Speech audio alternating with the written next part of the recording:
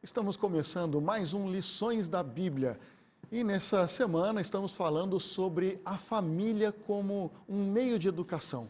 Então não saia daí, voltamos já já.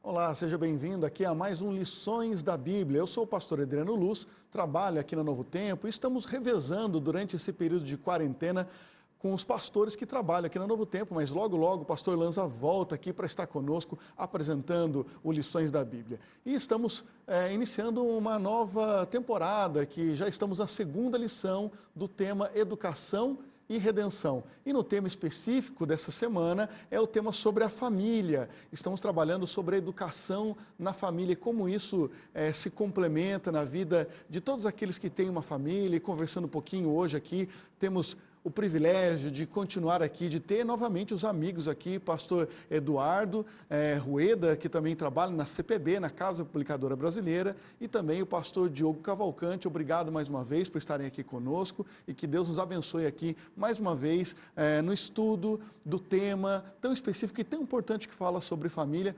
E eu quero convidar você, pastor Diogo, que possa fazer uma oração para iniciarmos então aqui o estudo dessa temática tão importante. Ok, vamos orar. Nosso querido Deus, agradecemos a Ti, Senhor, o privilégio de estarmos unidos aqui para estudar e para ouvir a Tua voz por meio da Tua palavra. Pedimos que esse estudo dessa lição da Bíblia fique bem gravado em nosso coração e nos encha de alegria e de paz. Em nome de Jesus, amém. Amém. Obrigado mais uma vez, Estamos aqui pela segunda semana agora com esse segundo tema do nosso guia de estudos, que tem falado sobre educação e redenção e como essa educação influencia a sociedade hoje em dia. E nada mais influencia uma sociedade do que o núcleo da sociedade que temos como uma célula principal de tudo aquilo que entendemos, principalmente à luz da Bíblia, sobre como deveria ser uma sociedade baseada na família. Não é isso, pastor Diogo, pastor Eduardo? E a família é um tema tão importante, e essa família é esse núcleo, essa formação onde todos nós deveríamos aprender muita coisa. Por que, pastor Eduardo, a família é tão importante, principalmente à luz da Bíblia, no ensino de uma sociedade baseada nesses princípios? Semana passada nós vimos sobre a escola do Éden, que Deus estabeleceu. O primeiro sistema educacional foi o Éden, onde Deus era o professor, Adão e Eva os alunos e a natureza a sala de aula.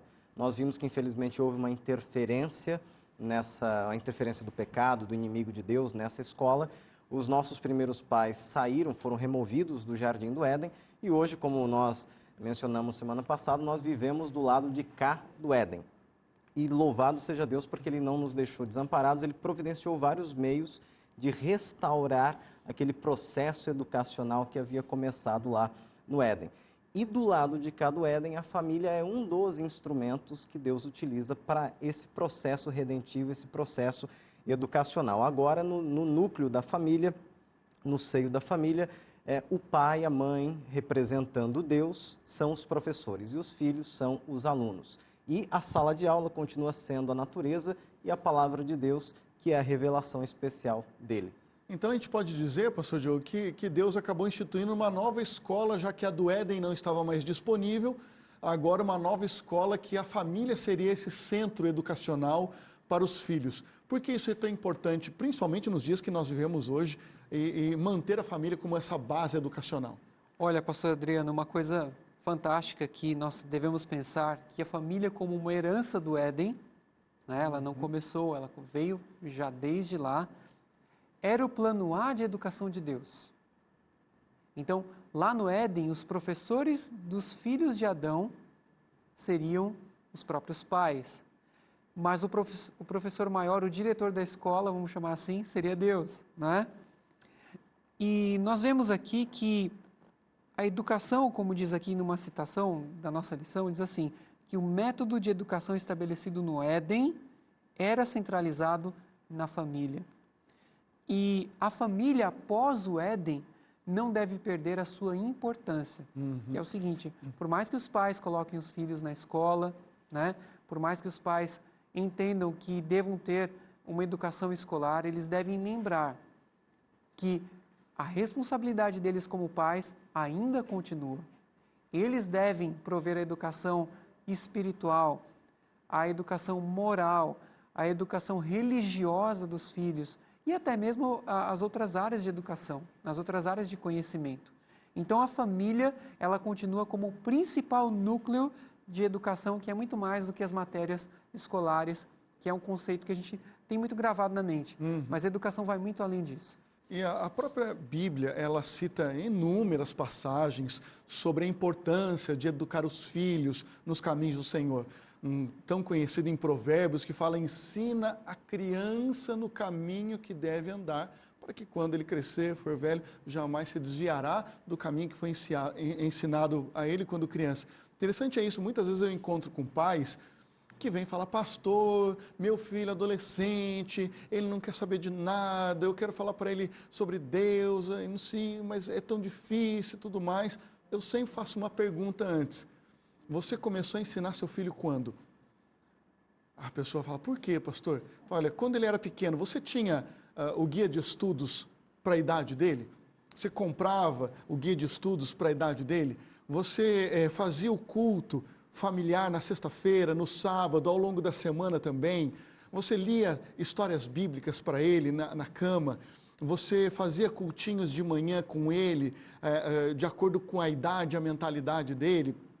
É que era uma vida muito corrida, muitas vezes eu não tinha tempo, a gente não tinha muita cultura de fazer. E aí você começa a ver o problema, porque a Bíblia fala: ensina a criança no caminho que deve andar. Não fala ensina o adolescente, não fala ensina o jovem, ensina o adulto, por mais que a gente possa aprender. Mas quando a gente ensina a criança, ali tem uma diferença muito grande, quando você começa a ensinar a criança nessa idade. É importante esse ensino desde cedo, né, nesse núcleo familiar, pastor Eduardo? Sem dúvida. Na primeira infância, a criança está mais aberta a absorver todo tipo de conhecimento, né? Nós costumamos até utilizar aquela analogia de uma esponja. A criança pequena, ela absorve como uma esponja qualquer tipo de conhecimento. É muito mais fácil, por exemplo, ensinar um idioma para uma criança do que para um adulto. É verdade. Né? Assim acontece com o conhecimento da palavra de Deus. Mas um detalhe interessante que esses textos que falam de educação cristã apresentam é o fato de que, primeiro, o pai e a mãe precisam internalizar a palavra de Deus para então colocar no coração da criança. Um texto que o Guia de Estudos menciona, Deuteronômio 6, diz o seguinte: essas palavras que hoje te ordeno estarão no teu coração. Então fala que deveria ser ensinada aos filhos, né? Um professor, antes de transmitir a matéria para os alunos, ele precisa estudar, ele precisa internalizar o conteúdo, senão ele não terá capacidade de, com propriedade e autoridade, compartilhar.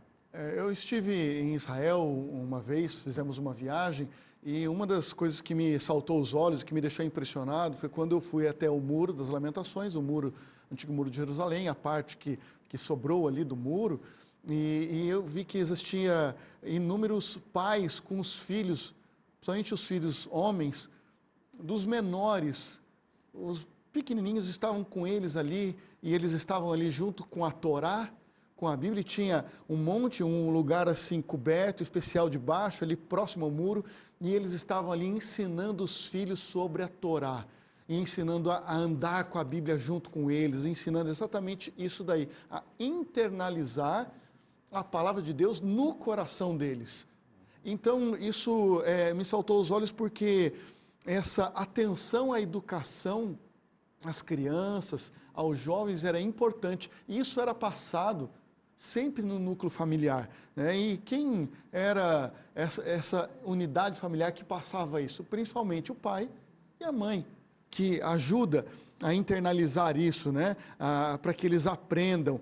Então, diz aqui o nosso texto, ele fala aqui que durante a maior parte da história da humanidade, aqui no nosso guia de estudos, a educação ocorreu principalmente nos lares. E a gente percebe como o lar é fundamental, e por isso que o inimigo de Deus tenta destruir o lar, porque se ele destrói o lar, ele destrói a próxima escola que Deus havia instituído, dando continuidade à educação do Éden, não é isso, pastor Diogo? Exatamente, pastor Adriano. Nós temos aqui que o método de educação instituído no começo do mundo deveria ser o modelo para o ser humano em todos os tempos. Está no livro Educação, página 20, escrito por Ellen White. foi uma grande educadora. Aliás, eu gostaria de indicar aqui, Por favor. o pastor Rueda é o coordenador da área de Espírito de Profecia, da área de livros de Ellen White, lá na CPB. E esses 2 livros dela, o livro Educação e Fundamentos da Educação Cristã, são livros assim essenciais para a gente realmente compreender profundamente a educação bíblica. Mas, realmente, se você destrói a família, se você destrói o ninho ali onde ocorre a principal educação, porque se a educação dá errado na família e a criança vai para a escola depois, cheia de problemas, dificilmente na escola você vai conseguir resolver os problemas que a família não conseguiu resolver. A escola muitas vezes transmite conhecimentos, mas a escola não vai conseguir transmitir elementos que vão fundamentar e fortalecer o caráter. Então, eu gostaria aqui de enfatizar isso, pastor Adriano.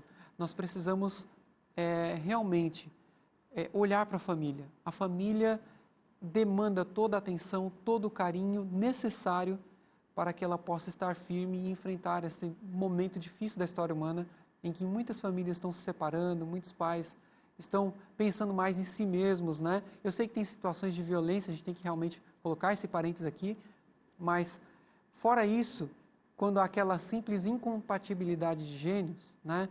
A gente tem que pensar, em primeiro lugar, na aliança que a gente tem com Deus e pensar especialmente nos filhos, né? Que impacto uma separação, um divórcio pode ter sobre a educação, a formação dos filhos. Claro.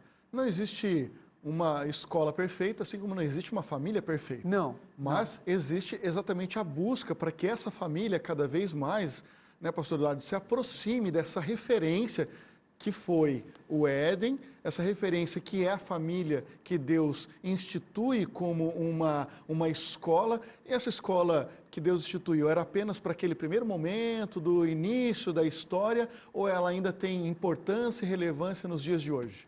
Não, ali nós temos um modelo educacional para a eternidade, né?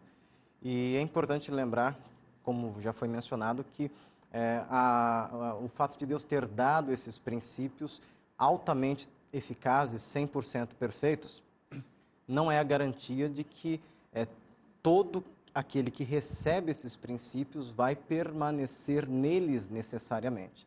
Nós temos ali, logo no período pós-Éden, uma terrível história, uma história triste, que é a de Caim e Abel, né? Jovens que receberam aquela instrução, aquele conteúdo educacional que foi dado diretamente por Deus através de Adão e Eva, mas nós tivemos o primeiro assassinato da história. Então, alguns pais, especialmente, eles carregam uma culpa muito grande ao longo da vida, porque deram o seu melhor para os filhos, deram a melhor educação que puderam, aplicaram esses princípios bíblicos, no entanto, não tiveram o retorno que eles esperaram. Onde é que está o problema? Na palavra de Deus, nos princípios que eles aplicaram? Não, de modo nenhum. O problema está no livre-arbítrio humano. O ser humano tem a liberdade de escolha, os pais não podem forçar os filhos a tomar uma decisão. No entanto, os pais podem continuar orando, porque o Espírito Santo, que é aquele agente que nós mencionamos semana passada, ele foi dado por Deus para transformar o coração humano. Enquanto ainda houver vida, há esperança e o Espírito pode trabalhar em nosso coração. Muito bem. O Guido Stuz, ele traz uma palavra que eu sublinhei aqui, pastor Diogo, e que nos traz uma reflexão importante. Hoje em dia nós temos inúmeros modelos que tentam implementar sobre família, que não é aquele modelo que veio do Éden, que não foi um modelo instituído por Deus, inúmeras formas novas de família, para exatamente um ataque direto a essa instituição, educação que Deus quis colocar sobre a família que Ele colocou no Éden. E uma palavra que vem é lar, no lar. Então, hoje nós temos inúmeras famílias que são quase que uma sociedade de contrato, onde eles estão ali como um contrato, onde convivem, onde cada um tem o seu papel, e logicamente deve ter um papel em casa, num trabalho, mas é aquele papel apenas formal, aquele papel de fazer isso ou aquilo. Mas este lugar é uma casa, não é um lar, porque muitas vezes não tem todos os princípios que um lar cristão deve ter. Então, exato. Você acha que esse ataque direto a esta instituição como lar é uma das ferramentas que Satanás usa para destruir a escola que Deus implementou? Eu me arrisco a dizer aqui, pastor Adriano, que essa é a principal ferramenta. Porque se ele destrói a família, ele destrói a sociedade, ele destrói a igreja. E é lógico, existem muitas famílias diferentes. Famílias constituídas apenas pela mãe, pelo filho, filha, não é? Existem famílias que os avós são os cuidadores, não é? E aqui nós não queremos atacar, dizer, olha, Exato. essa não é uma família que Deus abençoa de forma nenhuma. Pelo contrário, se existe um avô que tem condição de ajudar um neto, é uma bênção, foi uma rede de proteção. E aí está a mão de Deus também. Exatamente. Não é? Se a mãe está criando a filha com todo carinho, o filho com todo carinho, Deus também olha com muito amor. E aí Deus está pondo a sua mão também. Agora, a gente consegue notar que as relações em que há o abandono, em que há a indiferença, né? Em que há o pensamento egoísta, eu quero somente aquilo que funciona para mim, se não funciona para mim, então não quero. Esse é um pensamento que vem do inimigo. Então, quando a gente pensa mais em nós, em vez de no cônjuge, em vez de no filho, na filha, aí a gente vê que realmente a gente está seguindo um caminho errado. Então, o meu apelo que eu faria aqui, pastor Adriano, é para que a gente olhe para a família com um olhar altruísta, em que os pais, ou a mãe, ou o avô, ou a avó, e os filhos também, olhem de maneira a servir o outro, e não a querer se servir, porque se cada um puxar para o seu lado, uma hora a corda pode arrebentar, e a família realmente levar a uma separação, a conflitos internos, né? Então isso é muito importante, a gente ter esse princípio cristão no relacionamento do lar. Tudo bem. E você? Como é a sua casa? Como é o seu lar? O seu lar também é esse princípio onde Deus habita e faz desse ambiente um lugar importante como uma escola que educa para a eternidade? Se você quer continuar conosco e conhecer um pouquinho mais, não saia daí, porque logo, logo voltamos. Estamos de volta aqui ao nosso Lições da Bíblia. E você que quer aprender um pouco mais da Bíblia, você pode pedir também o seu estudo bíblico. E nós temos inúmeros estudos bíblicos que você pode acompanhar e pedir ali no site biblia.com.br.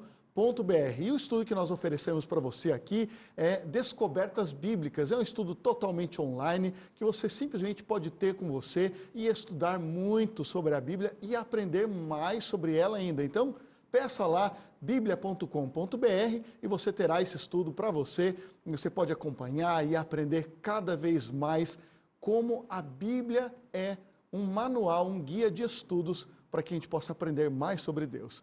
Estamos aqui com os nossos amigos e continuamos aqui nesse estudo tão importante dessa semana que fala sobre a família, essa educação que é o núcleo familiar, não é isso, pastor Diogo e também pastor Eduardo? E eu quero aproveitar para que vocês também possam se apresentar. Começo aqui com o pastor Diogo, depois no próximo bloco eu quero conhecer um pouquinho mais também do pastor Eduardo. Nós já apresentamos o pastor Diogo na semana passada, falando que ele trabalha na Casa Publicadora Brasileira e o que ele faz ali, mas agora eu quero saber um pouco mais sobre a família. Como que é a sua família, pastor Diogo? Casado há quanto tempo? Nos conte um pouquinho da sua história. Bom, pastor Adriano, eu sou casado já desde 2008, então já são aí 12 anos, né, de casamento.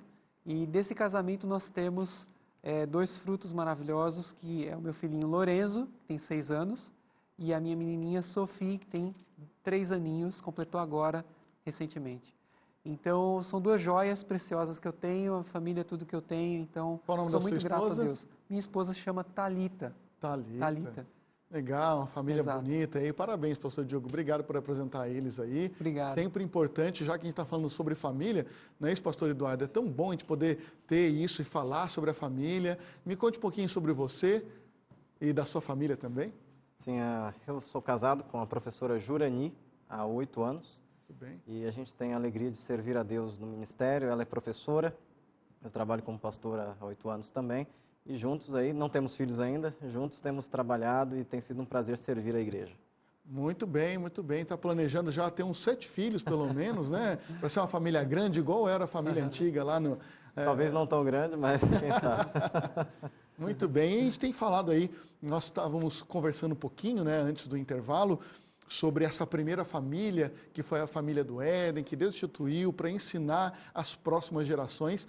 Mas Eu me lembro da minha infância, eu tenho 2 irmãos também, né? Deixo aqui também um abraço para minha família, a minha esposa Cláudia, meu filhinho João Pedro, que tem 10 anos, ainda estamos somente com ele, mas tem sido uma bênção ter uma família assim. E eu me lembro da minha família, do meu pai, e nós éramos em 2 irmãos, e fazíamos e aprontávamos como qualquer criança e irmãos da cidade, brincávamos muito, andávamos de bicicleta. Naquela época eu não tinha ainda a minha bicicleta, eu andava com a bicicleta do meu pai, aquela barra forte, aquela barra circular, sabe? E quando criança ainda se colocava as pernas pelo lado para poder andar, e era muito divertido a maneira como a gente brincava, quando a gente se divertia e sentávamos à mesa para comer, aquele ambiente familiar. Agora, nós temos uma família especial também na Bíblia, e nós temos ali mais poucos detalhes dessa família, que é exatamente a família de Jesus, a infância de Jesus.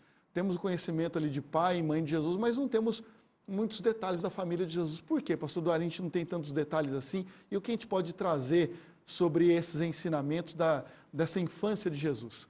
Sim, realmente nós não temos tantos detalhes assim, porque os evangelhos eles são bastante seletivos na sua narrativa. Entretanto, os poucos detalhes que temos sobre a família de Jesus, a chamada Sagrada Família, são suficientes para que nós tiremos lições profundas. Nós podemos começar pelo exemplo da mãe de Jesus, Maria. Quando nós vemos a maneira como ela reagiu ao anúncio do anjo Gabriel de que ela seria mãe do Salvador, nós vemos ali 2 grandes lições, ou 2 características dela. Ela foi submissa, ela se submeteu à vontade de Deus, disse, eis aqui a serva do Senhor, e ela obedeceu. Esses valores, obediência, submissão, certamente foram transmitidos para Jesus, né, e para os demais irmãos ali, e são valores que precisam ser transmitidos nas famílias de hoje também. Outra característica, quando nós olhamos para aquele hino, para aquele cântico que Maria entoou quando louvou a Deus pelo nascimento também do Salvador e de João Batista que estava a caminho, aquele hino é repleto de verdades teológicas profundas, o que mostra que Maria, ela conhecia a palavra de Deus, ela estudava a palavra de Deus, e como mãe, ela certamente transmitiu aquele conhecimento para Jesus. José também era uma pessoa exemplar. Nós temos ali um exemplo de um homem honesto que, quando recebeu a notícia de que Maria estava grávida, ele ainda sem saber que era realmente fruto do Espírito Santo, ele tomou a decisão de romper aquele relacionamento, mas de forma secreta, para não expor Maria, para não colocá-la em risco também, porque as leis daquela época eram duras com relação ao adultério. E aquilo demonstra integridade da parte dele. Todos esses valores certamente foram transmitidos para Jesus. E são valores que as famílias de hoje precisam bastante. E um último valor que eu gostaria de destacar é o valor do trabalho. José ensinou para Jesus uma profissão, né? E é interessante que os rabinos daquela época, os rabis da época de Cristo, consideravam que um pai que não ensinava um ofício para o filho estava amaldiçoando o filho. Então, hoje, é muito comum nós vermos os pais privando os filhos de responsabilidade, né? Não vai lavar a louça, não vai passar pano na casa, enfim, o filho só tem que estudar. É claro que nós não estamos aí advogando que as crianças trabalhem duro, mas as crianças precisam de responsabilidade também. Exatamente. Isso é importante. E quando a gente olha para isso tudo, a gente percebe ali nessa família que você colocou, Maria, José, e quando Jesus ele se apresenta para a sociedade, você percebe que, como diz aquela expressão, a fruta não cai muito longe do pé. Ele cai próximo ali. Então, os valores que Jesus aprendeu, por mais que ele fosse filho de Deus, mas ele estava encarnado agora de maneira humana, e ele teve uma infância, ele teve um nascimento, ele teve uma infância normal como qualquer outra criança. Exato. E pôde ser ensinado, como você colocou, pelo pai numa profissão, como carpinteiro, entender como que funcionavam as ferramentas e como fazia, e pela mãe também, todos aqueles cuidados que a mãe tem que passar, a educação que a mãe passa. A gente pode dizer então que Maria foi a primeira professora de Jesus, não é isso, pastor Diogo? Exatamente. E aqui funcionou o modelo do Éden, não é? A gente percebeu aqui que essa família foi a fonte de educação geral e a fonte de educação religiosa de Jesus. Tudo que ele aprendeu sobre as palavras que ele mesmo tinha dito para Moisés nas revelações do Antigo Testamento, ele aprendeu por meio de sua mãe. Maria era uma mulher que tinha uma expectativa profética, assim como as pessoas da época de Jesus. Hoje nós esperamos a segunda vinda de Cristo, mas naquela época eles esperavam a primeira vinda. E ela, como uma pessoa, uma crente, uma pessoa que acreditava na primeira vinda do Messias, ela passou essa expectativa para o filho. E o filho, à medida que ele foi conhecendo, ele foi entendendo a sua própria missão. E quando ele tinha 12 anos, quando os pais o levaram ao templo, Jesus teve plena consciência de quem ele era, por meio da educação que os pais tinham dado e por meio da atuação de Deus na vida dele. Então, nós vemos aqui que ele não recebeu também uma educação manchada pela tradição. Então, uma educação voltada apenas para fábulas, para ensinos de homens. A educação de Cristo se concentrou no conhecimento da palavra de Deus, por meio, logicamente, de Maria, aos pés de Maria, que transmitiu esse conhecimento para ele. Muito bem, muito bem. Então, quando a gente observa tudo isso, essa infância dele, primeira coisa que acho que destacamos aqui também é quando você percebe ali em Lucas, no capítulo 1, em Mateus também no capítulo 1, você percebe que a família, Maria e José, eles eram tementes a Deus. Porque não tem como ensinar algo para alguém se você não vive aquilo.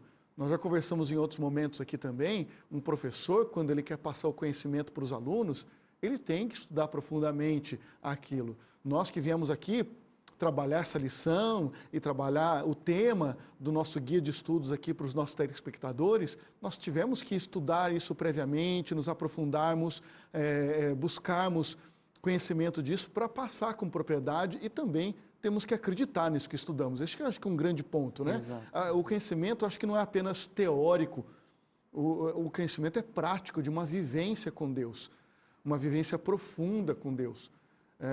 Eu me lembro de muitos momentos onde meu filho ele se colocava de joelhos para orar, não porque a gente falava para ele para orar, porque ele via a mãe dele na madrugada orando, o pai dele em alguns momentos no escritório, quando eu tenho ali momentos de estudar, como eu estive ali lendo a Bíblia, estudando, eu não precisei falar nada para ele. Eu estava ali ao longo da semana estudando guias de estudos aqui, para poder estar com vocês aqui, lendo a Bíblia. E eu não falei para ele, você tem que ler a Bíblia, mas em muitos momentos você pega ele fazendo a mesma coisa, porque eles fazem também por repetição, fazem porque copiam o exemplo, e isso eles copiam o exemplo, tanto o exemplo bom como o exemplo ruim. Então, se a gente tem exemplos bons em nossos lares, na nossa família, a maneira como nos portamos, a maneira como nos tratamos, a maneira principalmente que nos relacionamos com Deus, os nossos filhos também vão fazer exatamente por exemplo, muito mais do que pelas palavras que dizemos. Tem uma frase que é sensacional, que eu gosto muito, que diz que as palavras convencem, mas o exemplo arrasta. Então, se você quer arrastar a sua família, quer arrastar os seus filhos para algo bom, tenha um exemplo de quem faz isso porque acredita nisso, porque tem isso como princípio, como base da sua vida pessoal, da sua intimidade com Deus, como tinham Maria e José. Acho que o grande exemplo deles não estava apenas naquilo que eles ensinavam, mas porque existia coerência naquilo que eles ensinavam com aquilo que eles viviam. E esse acho que é o grande ponto hoje, né? Nós temos aí um povo que ama a Bíblia, que frequenta a igreja, mas se não tiver coerência entre frequentar a igreja e aquilo que se prega dentro de casa, com as suas atitudes, nós vamos ter crianças que vão olhar tudo aquilo e vão falar, opa, meu pai e minha mãe é alguma coisa na igreja, mas são diferentes aqui dentro de casa. E ele então acaba rechaçando a Bíblia, Deus e os ensinos, porque hoje em dia, principalmente com os jovens, eles querem coerência entre o discurso e a realidade da ação. Então isso nós temos que trabalhar muito claramente. Ninguém está dizendo que a gente precisa ser perfeito com aquilo que estudamos ou buscar uma perfeição. Não, a busca, essa perfeição é somente em Cristo. Mas a busca no crescimento em Cristo é fundamental, mas a gente tem que ter pelo menos uma coerência clara entre aquilo que eu estudo e aquilo que eu vivencio aos poucos, trabalhar perdão, trabalhar inúmeras coisas que na educação familiar, educação do lar, é fundamental. não é isso? Então, acho que a gente tem que trabalhar esses princípios todos dentro de casa. Como é que isso se aplica, né, pastor Eduardo? Sim, essa palavra-chave que você mencionou, pastor, coerência, é o que talvez falte para que muita gente se entregue ao Evangelho. É importante lembrar que Jesus, ele era um exemplo perfeito, não apenas de professor, de mestre, mas também de aluno. E nesse exemplo duplo, Jesus era a encarnação da própria palavra. Aqui nós temos uma verdade teológica, ontológica, mas ao mesmo tempo é uma verdade prática, porque Jesus ele vivia aquilo que pregava. O que falta em muitos cristãos para que o exemplo arraste pessoas, especialmente na família, a se entregarem ao Evangelho é essa coerência, eu falar uma coisa e agir de acordo com aquilo que eu falo. Muito bem. O pastor Diogo também fez comunicação social, se formou em comunicação social, também em teologia, assim como eu, e nós entendemos aqui algo que a lição está trazendo para nós aqui de uma maneira bem importante, especial. A comunicação, como a gente comunica esse conteúdo tão importante, tão fundamental, e como essa comunicação dentro da unidade familiar, ela é fundamental para que a gente possa passar essas verdades que tem na palavra. Pastor Diogo. Bom, pastor Adriano, a comunicação é essencial. E aqui a gente ligando com isso que a gente está falando aqui, não é só importante aquilo que a gente fala, mas como a gente fala, né? Então, a gente tem aqui a ideia de você usar as palavras com docilidade, usar as palavras com cuidado. E hoje a comunicação não é somente verbal. A comunicação pode ser no WhatsApp, por exemplo. Até o pastor Rueda vinha comentado, a gente vindo no caminho, né? Que às vezes é preferível, dependendo do assunto, você falar por áudio, você falar, ou às vezes até pessoalmente, para que a pessoa consiga entender o seu tom de voz, consiga entender o jeito que você vai falar. Então, existem assuntos que você não consegue falar pelo WhatsApp. Você não consegue falar por e-mail. Você tem que falar pessoalmente. Então, somente o Espírito Santo para nos dar esse jeitinho, certo? Para falar com a esposa, com o esposo e também, especialmente, para falar com o filho. Muito bem, pastor Diogo, isso que você falou é muito importante, essa comunicação, né? Que a palavra de Deus, ela é uma forma que Deus se comunicou com o ser humano. O Éden foi uma forma de comunicação com o ser humano. A família é uma forma de comunicação com os membros daquela família e como também nós devemos nos comunicar bem para que as informações que a gente tem da Bíblia se apliquem a essa família. E o nosso guia de estudo ele traz aqui algo interessante. Os relacionamentos são estabelecidos e desenvolvidos por meio da comunicação, porque não tem como a gente se relacionar se a gente não se comunica. Principalmente a comunicação esposo-esposa é fundamental. São duas educações diferentes que vêm de lares diferentes que agora habitam no mesmo lar. E como essa comunicação precisa ser eficiente para que essa instrução de Deus ela se cumpra na vida da família, né? Quando os cristãos não se comunicam com Deus, diz aqui nosso guia, mediante a leitura da Bíblia e a oração, o relacionamento deles com Deus está estagnado. Então, precisa essa comunicação direta com Deus. E eu gosto muito daquela expressão, pastor Eduardo, que nós temos a Bíblia é uma forma de Deus falar conosco e a oração é uma forma de nós falarmos com Deus. Isso é fundamental para a unidade familiar? Sem dúvida. Quando nós falamos de comunicação, é importante lembrar as duas direções em que a comunicação deve ocorrer na vida do cristão. A primeira direção é a direção vertical, é a direção da comunicação dele para com Deus. Eu não devo me atrever a me comunicar com minha esposa, com meus filhos, com qualquer ser humano que seja, sem antes começar o meu dia me comunicando com Deus. Porque se eu não tiver essa comunicação primeiramente, é alta a probabilidade de que eu vou magoar as pessoas, de que eu vou me comunicar de maneira errada nesse nível, nessa direção horizontal. Então, primeiro a comunicação com Deus por meio da oração, do estudo da Bíblia, da comunhão, do nosso culto pessoal. Então, a comunicação com o nosso cônjuge, com os filhos. E essa comunicação, uma vez que ela foi dulcificada, que ela foi suavizada pela graça que eu recebi no momento de culto pelo Espírito Santo, essa comunicação ela vai fazer um efeito poderoso.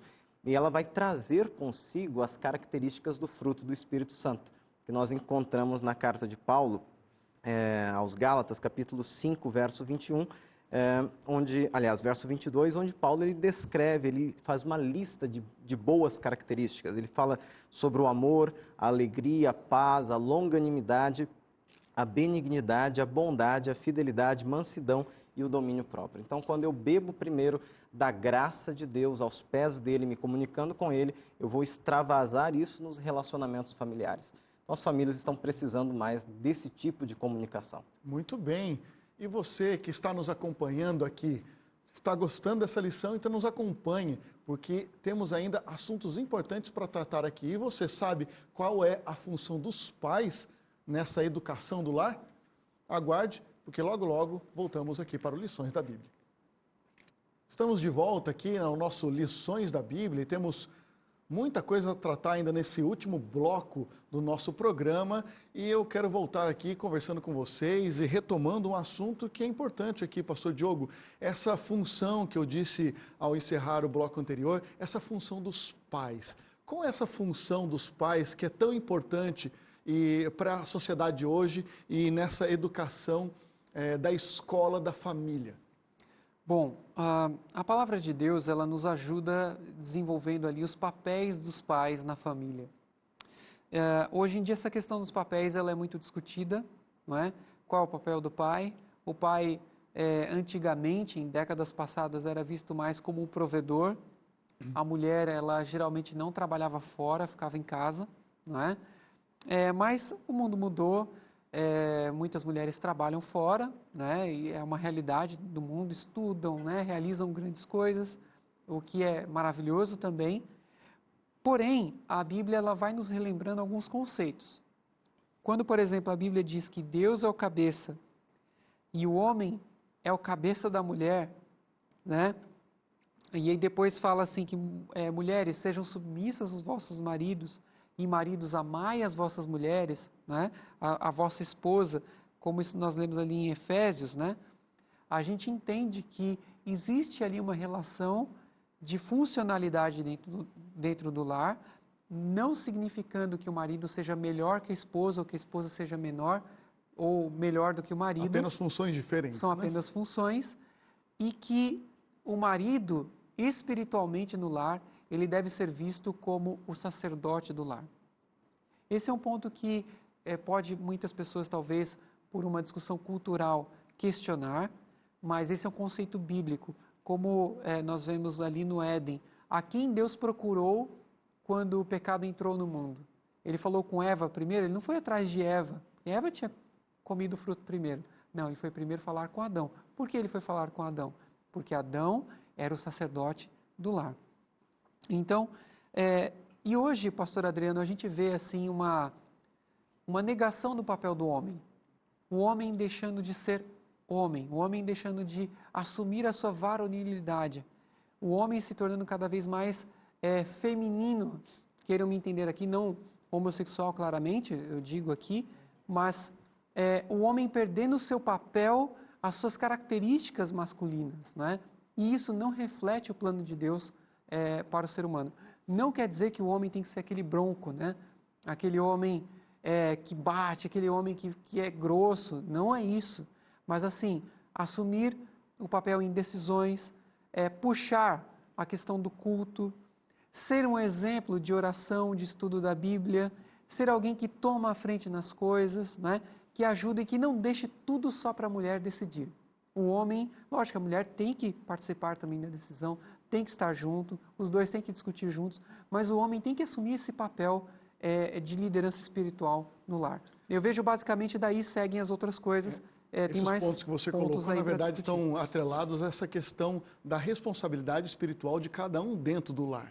Este papel que a gente enxerga e vê aqui nessas funções que Deus colocou para a família. Então, determinou o homem para ser este cabeça do lar no sentido espiritual, e a mulher também tem uma função super importante, inclusive o nosso guia de estudo aqui destaca que essa função aqui, ela é mais importante na sociedade. E qual é o papel também que ela tem nesse trabalho do casal dentro de casa, nessa escola tão importante? A gente precisa ressaltar, pastor, que como já foi mencionado, que essa diferença que a Bíblia coloca entre homem e mulher é uma diferença funcional e não ontológica, não é na essência. Em termos de essência, homem e mulher são seres humanos, né? São iguais diante de Deus, agora as funções são diferentes por uma questão de bom funcionamento do lar. E se Deus deu para o homem a função ali de sacerdote, de líder, para a mulher deu uma função extremamente nobre também, que é de rainha do lar. Inclusive a educadora Ellen White usa também essa expressão rainha do lar. A mãe, nessa condição, ela tem um poder extraordinário, que é moldar o caráter dos filhos e dar o tom de muita coisa dentro de casa, especialmente ajudando o marido na questão espiritual. Olha o poder que uma mãe tem. Aqueles filhos que ela está ali criando podem no futuro se tornar líderes políticos, pessoas de influência na sociedade, na educação, em todas as áreas, e que podem, por sua vez, transformar outras vidas. Então, o trabalho da mãe, por mais anônimo que seja, ele é olhado com bons olhos pelo céu e é celebrado pelos anjos do céu.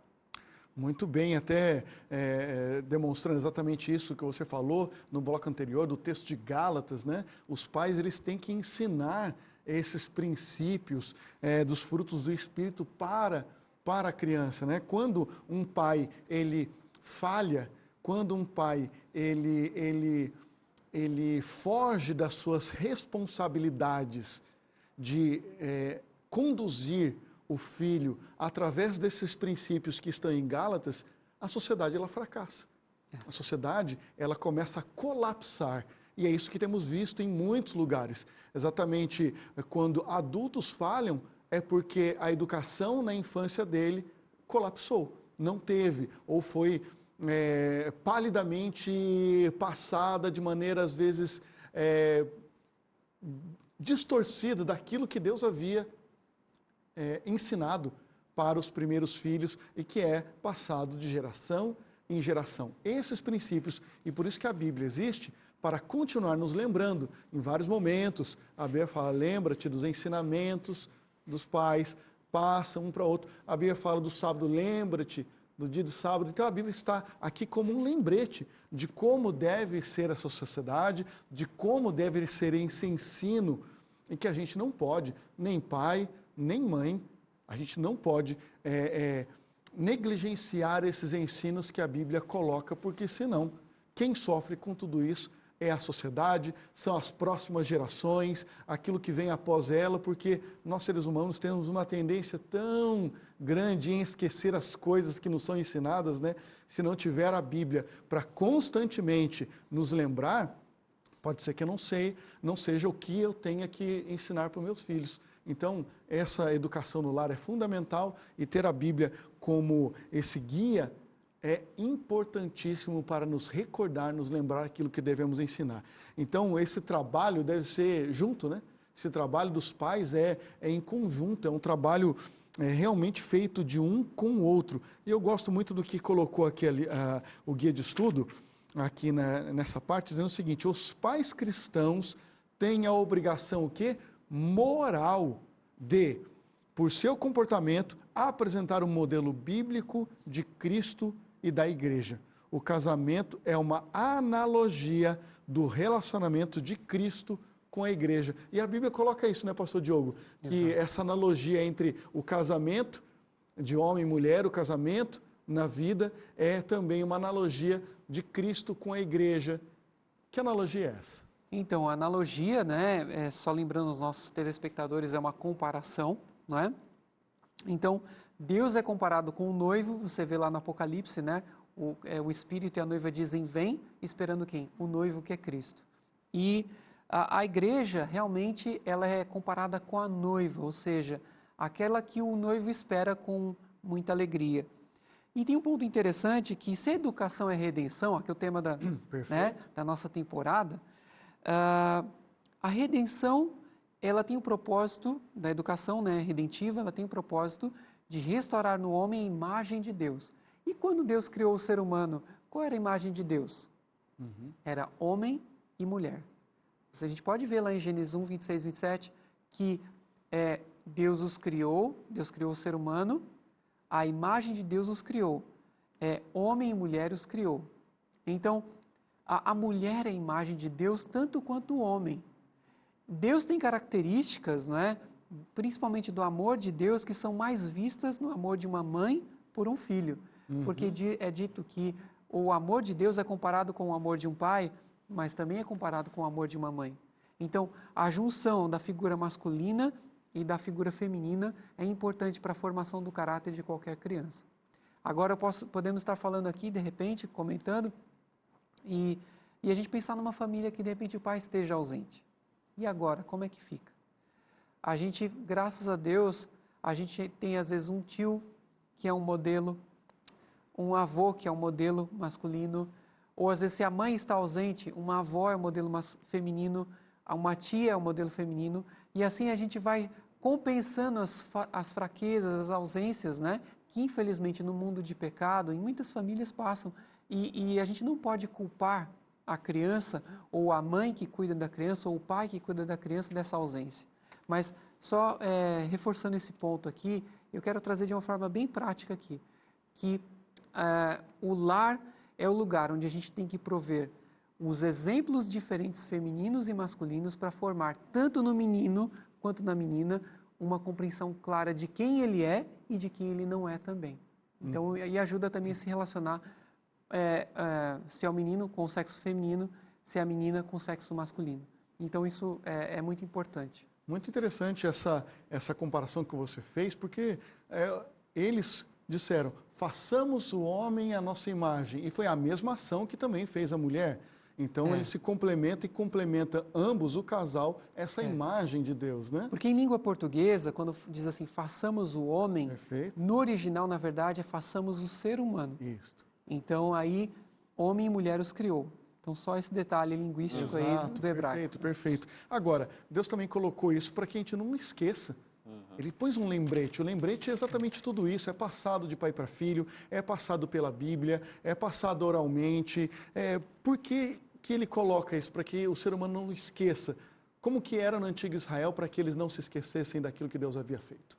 Pastor, nós temos um texto muito importante no judaísmo e no cristianismo também, que é Deuteronômio capítulo 6, que inclusive é considerado o credo judaico, o resumo das principais ideias ali do judaísmo, que diz, ouve Israel, o Senhor, nosso Deus é o único Senhor. Aí vai dizendo ali algumas coisas e diz que essas palavras que hoje te ordeno estejam no teu coração. Depois ordena que os pais ensinem aos filhos essas palavras. E, no decorrer do texto, vai falando sobre a importância de perpetuar a memória das coisas que Deus fez por Israel. Um dos grandes problemas, pastor, da modernidade, da pós-modernidade, da idade contemporânea, é a tendência que as pessoas e os movimentos filosóficos têm de querer romper com tudo que passou. Como se as tradições, as coisas do passado não tivessem nenhum valor. É uma grande arrogância da nossa parte, nós que vivemos nos tempos atuais, desprezar tudo que as gerações passadas fizeram. Aqueles que pisaram aqui na terra antes de nós, eles construíram muita coisa, deixaram muitos valores importantes, especialmente os cristãos, os servos de Deus, aqueles que foram tementes ao Senhor. É importante que esses valores sejam passados adiante. Sejam perpetuados. Tudo aquilo que a Bíblia apresenta, que os escritos de homens e mulheres que também registraram isso no passado, seja passado adiante. Então é importante manter, preservar a memória, especialmente daquilo que Deus fez na história e daquilo que Deus fará por meio dos seus servos. Pastor Diogo, em 30 segundos, a última frase que você deixaria sobre esse tema tão importante que estudamos da família. Então, Deuteronômio 6 aqui, completando, eu acho que ele fecha bem a lição aqui que nós aprendemos, no nosso guia de estudos, é que nós precisamos ensinar constantemente, diretamente e indiretamente pelo exemplo, apontando para Deus, mas acima de tudo praticando aquilo que a gente ensinou. Então eu creio que assim a gente fecha bem o nosso ensino. Ensino pela palavra e pela ação. Obrigado, senhores, pela presença de vocês aqui. Foi muito bom tratarmos desse assunto que fala sobre a família como esse núcleo tão importante para a sociedade e que é uma escola redentiva, uma educação que salva. E você que está aqui conosco, participando do Lições da Bíblia, já sabe, esse é o guia que temos e não perca, na próxima semana estaremos juntos aqui para mais um Lições da Bíblia.